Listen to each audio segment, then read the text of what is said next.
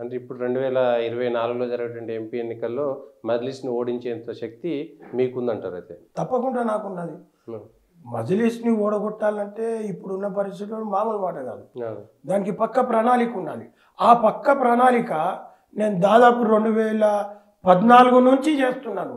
Okay. నా పార్టీలో నాకు ముఖ్యంగా కిషన్ రెడ్డి గారు అధ్యక్షులు ఉన్నప్పుడు, డాక్టర్ లక్ష్మణ్ గారు అధ్యక్షులు ఉన్నప్పుడు, మొన్న బండి సంజయ్ గారు అధ్యక్షులు ఉన్నప్పుడు కూడా నాకు ఓటర్ ఎన్రోల్మెంట్ దానికి సంబంధించిన ప్రత్యేక బాధ్యత ఇస్తుండే. ఓకే. పార్టీలో జిల్లాల బాధ్యత ఉన్నా నాకు దీనిపైన బాధ్యత ఇస్తుండే.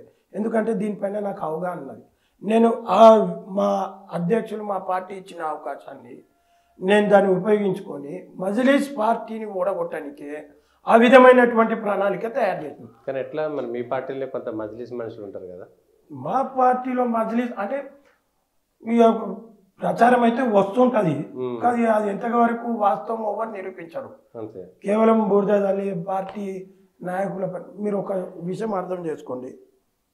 1980 నుండి ఇప్పటి వరకు పాత బస్తీలో మా పార్టీ కార్యకర్తలు ఇప్పటి వరకు ఏ పదవి పార్టీ పోస్టు తప్పితే ప్రభుత్వ పదవిలు అనుభవించలేరు, రాష్ట్రంలో కానీ కేంద్రంలో కానీ. ఎందుకు కేంద్రంలో అధికారంలోకి వచ్చిన తర్వాత చాలా పదవులు ఇచ్చారు కదా ఇప్పుడు?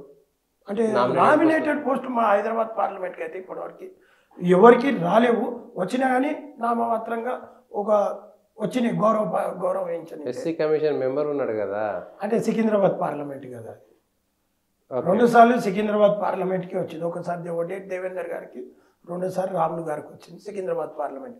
మా హైదరాబాద్ పార్లమెంట్లో ఉన్నటువంటి నాయకులు కార్యకర్తలు ఎంతో గొప్ప వాళ్ళు. అంటే కేవలం పార్టీ సిద్ధాంతాల కోసము మాత్రమే పనిచేస్తారు. హిందూ ధర్మము పార్టీ వీటి కోసమే పనిచేస్తారు. వాళ్ళు ఎన్నడూ కూడా ఒక అడుగు ముందుకేసి మాకు ఈ పదవి కావాలి ఏ రోజు గిట్ట పైరవి చెయ్యరు, ఆశించారు.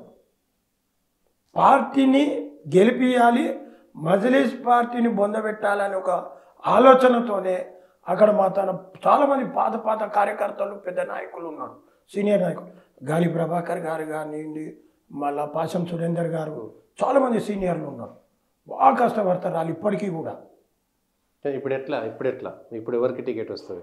ఇప్పుడు పార్టీ ఖచ్చితంగా నేను అన్ని విధాలుగా ప్రణాళిక తయారు చేసిన, నాకు బూత్ స్థాయి కార్యకర్త కూడా ఏ విధంగా పని చేస్తే మజ్లిస్ పార్టీని ఓడగొడతామో ఆ ప్రణాళిక నా వద్ద ఉన్నది. ఓకే. కాబట్టి నాకు ఖచ్చితంగా నేను ఓడగొట్టజాలుతాను. ఖచ్చితంగా నా ప్రణాళిక ఉన్నది కాబట్టి నేను ఓడగొడతాను.